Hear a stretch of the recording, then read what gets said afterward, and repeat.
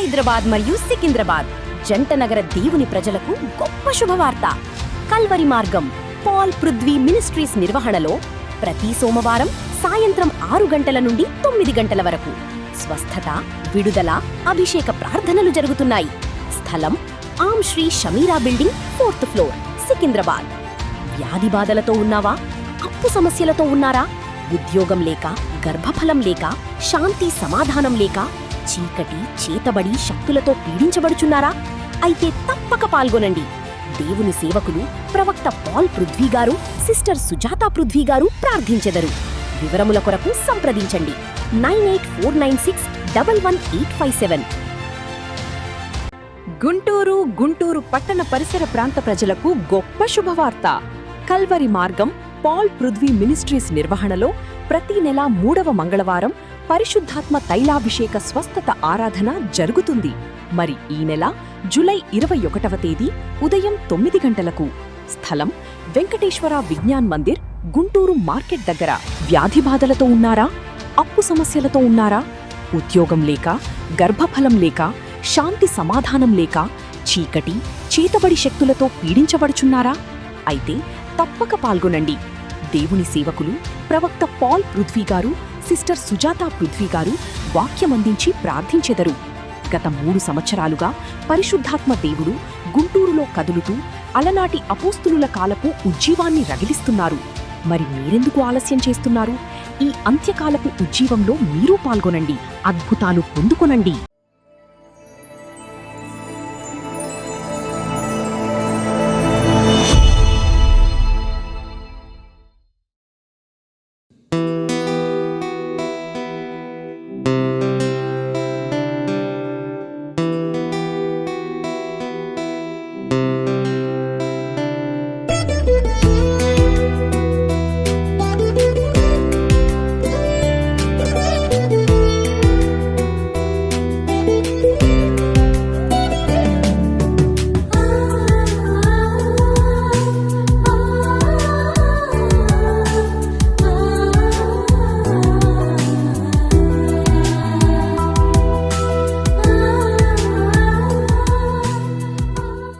Praise the lord. యేసుతో ప్రతిదినం అనే ఆధ్యాత్మిక కార్యక్రమానికి మిమ్మల్ని ప్రేమతో ఆహ్వానిస్తూ మీ అందరికీ నా హృదయపూర్వక వందనాలు తెలియజేస్తున్నాను. ప్రియ దేవుని పిల్లలారా, ఉదయం లేవగానే యేసయ్యకి థ్యాంక్స్ చెప్పారా? మరొక దినాన్ని దేవుడు మనకిచ్చినందుకు యేసయ్యకి థ్యాంక్స్ చెప్పవలసిన వారమేను. అంత మాత్రమే కాదు, ప్రతి దినము దేవుడు శ్రేష్టమైన వాగ్దానాలతో మనతో మాట్లాడుతూ మళ్ళీ ఎంతగానో బలపరుస్తున్నారు కదా. మరి ఈ దినం కూడా చక్కటి వాగ్దానం మనకిచ్చారు. ఆ వాగ్దానం ఏమిటో చదువుకుందాం. యెషయా గ్రంథము 45వ అధ్యాయము 2వ వచనాన్ని చదువుకుందాం. నేను నీకు ముందుగా పోవచ్చు, మెట్టగానున్న స్థలములను సరాలము చేసేదను. Praise the Lord. ఎంత చక్కటి వాగ్దానం ప్రభు ఈ ఉదయకాలం మన అందరికీ ఇస్తున్నారు ప్రభు. ఆయన అంటున్నారు, నేను నీకు ముందుగా పోవచ్చు, మెట్టగా ఉన్న స్థలాలను సరాలం చేస్తానని ప్రభు మాట్లాడుతున్నారు.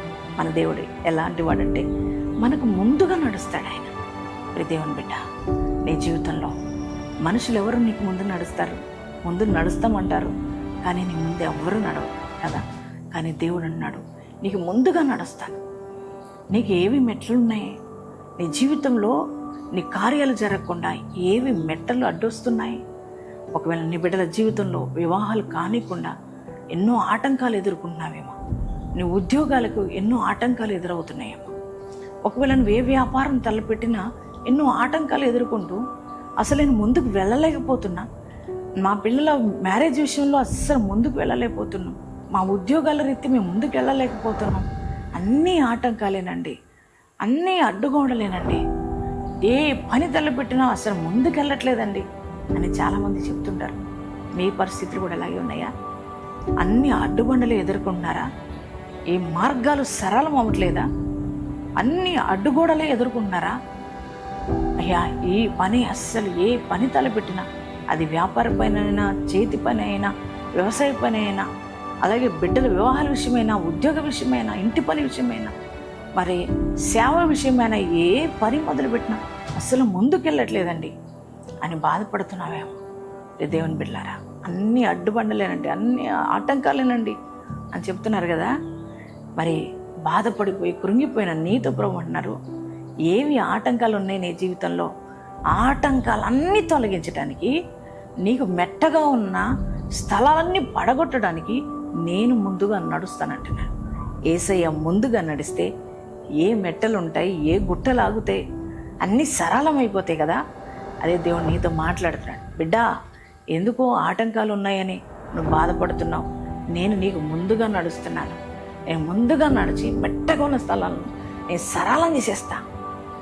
ఏ గుట్టలు మెట్టలు, ఏ ఆటంకాలు నీకు అడ్డుగా ఉన్నాయో అవన్నీ సరళం చేసి దేవుడు నీ మార్గంను సరళం చేస్తున్నాడు. నీ జాబ్ విషయంలో దేవుడు కార్యం జరగబోతుంది. ఉద్యోగ విషయాల్లో, వ్యాపార విషయాల్లో, మళ్ళీ వివాహ విషయాల్లో, మరి అలాగే మీ చేతి పనుల విషయాల్లో మీరు ఏ పని తలపెడుతున్నారో ఆ పనులన్నీ కూడా సక్సెస్ అవ్వబోతున్నాయి. కారణం ఏంటో తెలుసా? నీకు ముందుగా దేవుడు నడుస్తున్నాడు. సర్వోన్నతుడైన దేవుడు ముందుగా నడిచినప్పుడు ఎర్ర సముద్రమే చీలిపోయింది కదా. ఇశ్రాయేలు ప్రజల యొక్క మార్గం సరళమైంది. దేవుడు ముందుగా ఇశ్రాయేలు ప్రజలకు నడిచినప్పుడు ఎరుకో గోడలు కుప్పగొల్నే, వారి మార్గం సరళమైంది. అదే దేవుడు వారి మార్గాలను సరళం చేసిన దేవుడు నీతో కూడా మాట్లాడుతున్నాడు. నీకు అడ్డుగా ఉన్న మెట్టలు గుట్టలన్నీ కూడా తొలగిపోయి నీ యొక్క మార్గాలు సరళమై నీ జీవితంలో నువ్వు తలపెట్టిన ప్రతి పని నేను సక్సెస్ చేస్తానని దేవుడు వాగ్దానం ఇస్తున్నాడు. అందుని బట్టి, ఈ వాగ్దానాన్ని బట్టి ధైర్యం తెచ్చుకోండి, దేవుని స్తుతించండి. మరి ఎంతమంది ఈ వాగ్దానం రిసీవ్ చేసుకున్నారు? మీ అందరి జీవితాల్లో ఈ వాగ్దానం నెరవేర్చబడను గాక. ప్రార్థన చేసుకుందాం. Thank you father. పరిశుద్ధుడా, మహోన్నతుడానికి వందనాలు. నాయన ఉదయకాలం మీరు ఇచ్చిన వాగ్దానం బట్టి నీకే కృతజ్ఞతలు, స్తోత్రాలు. అయ్యా, నీకు ముందుగా పోవచ్చు, మెట్టగా ఉన్న స్థలాన్ని సరళం చేస్తారన్నావు. అవునయ్యా, నువ్వు ఒక్కడవే మాకు ముందుగా ఉన్న ఆ యొక్క మెట్టలను అయ్యా సరళం చేయగలిగిన వాడు, మా కడ్డుగా ఉన్న గోడలను పోల్చగలిగిన వాడు. యేసయ్యా, ఈ దినము ఈ వాగ్దానం వింటున్న బిడ్డల జీవితాల్లో ఇప్పటి వరకు ఎన్నో పోరాటాలు, ఎన్నో సమస్యలు, ఎన్నో కష్టాలు, ఎన్నో ఇబ్బందులు ప్రభా. అయ్యా, ఏ పని తలపెట్టినా అయ్యా ఎంతో కష్టపడుతున్నారు, కానీ పని సక్సెస్ కాక ఎన్నో ఆటంకాలు ఎదుర్కొంటూ, ఉద్యోగ రీత్యా, వ్యాపార రీత్యా, వివాహాల రీత్యా ఎన్నో ఆటంకాలు ఎదుర్కొంటున్నారు. అయ్యా, ఈరోజు ముందుగా నడవండి, వారికి ముందుగా నడవండి. మీరు ప్రభా ముందుగా నడుస్తున్న దేవుడు, వారి పనులన్నిటికీ మీరు ముందుగా నడవండి. వారి యొక్క అయ్యా మెట్టలన్నీ సరళమైపోవును కాక. అయ్యా నాయన, వారి జీవితంలో నీ గొప్ప కార్యాలు జరుగును కాక. తండ్రి నాయన, గొప్ప కార్యాలు మీరు జరిగిస్తున్నందుకు వందనాలు. వారు తలపెట్టిన ప్రతి కార్యము యేసునామములో సఫలీకృతమగును గాక. మీరు కార్యం చేసినందుకు వందనాలయ్యా. ఈరోజు మ్యారేజ్ డేస్, బాడీస్ చేసుకున్న ప్రతి వారిని కూడా దీవించి ఆశీర్వదించమని నజరేయుడైన యేసు నామములో ప్రార్థిస్తున్నాం తండ్రి. ఆమేన్.